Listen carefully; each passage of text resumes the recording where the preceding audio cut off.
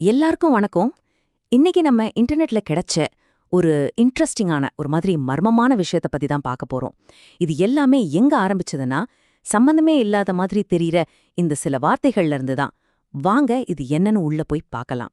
So இதுதான் அந்த மர்மத்தோட centre point. Foreign speech, foreign speech. இத கேட்டா உங்களுக்கு என்ன தோணுது? இது எல்லாச்சும் சீக்ரெட் கோடா இருக்குமோ, இல்லனா சும்மா அர்த்தமே இல்லாத வார்த்தைகளா? பார்த்த உடனே ஒண்ணுமே புரியல, கரெக்டா? சரி, வாங்க நம்மளோட முதல் கட்ட விசாரணைய ஆரம்பிக்கலாம். இந்த மர்மமான ஒளிபரப்புல இந்த குழப்பமான வார்த்தைகளுக்கு நடுவுல நமக்கு கிடைச்ச ஒரே ஒரு முக்கியமான க்ளூவை முதல்ல எடுத்து பார்ப்போம். அந்த ஃபாரின் ஸ்பீச் அப்படிங்கிற கன்ஃபியூஷனுக்கு நடுவுல உண்மையிலே நமக்கு ஒரு முக்கியமான தகவல் கிடைச்சது. அது என்னன்னா, சில இடங்களோட ஒரு list.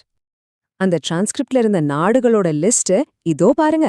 India, Pakistan, Sri Lanka, Afghanistan, Iran, Iraq, Australia, Antarctica, New Zealand, அப்புறம் ரஷ்யா.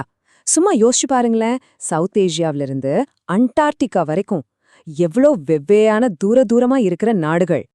இப்போ கேள்வி என்னன்னா, இந்த 10 இடங்களையும் எது கனெக்ட் பண்ணுது? வேற எந்த தகவலும் இல்லாதப்போ இது பார்த்தா சும்மா ஏதோ ஒரு ரேண்டம் லிஸ்ட் மாதிரி தானே இருக்கு. இத வச்சுக்கிட்டு தொடர்பை கண்டுபிடிக்கிறது நடக்காத காரியம் இல்லையா? ஆனா எல்லா புதிருக்குமே ஒரு சாவி இருக்கும் இல்லையா?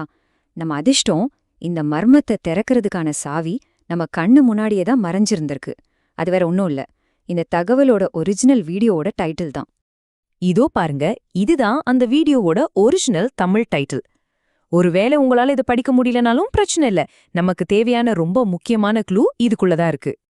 இப்போ இதோட டிரான்ஸ்லேஷனை பாருங்க. 03.03.2026 சந்திர கிரகண நேரம், பரிகார ராசிகள். பாத்தீங்களா, ஒரே செகண்ட்ல இந்த முழு மர்மத்தோட பின்னணியும் நமக்கு பளிச்சுன்னு புரிஞ்சிடுச்சு.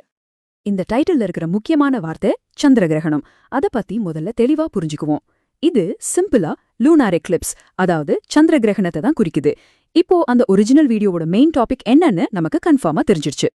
அப்போ இந்த டைட்டில பிரிச்சு பார்த்தா நமக்கு என்னெல்லாம் தெரிய வருது? முதலாவது, இது ஒரு சந்திர கிரகணத்தை பற்றியது. ரெண்டாவது, அது நடக்க போற தேதி மார்ச் 3, 2026. மூணாவது, அந்த கிரகணத்தோட நேரம் மற்றும் அதுக்கான ஜோதிட பரிகாரங்களை பத்தினது.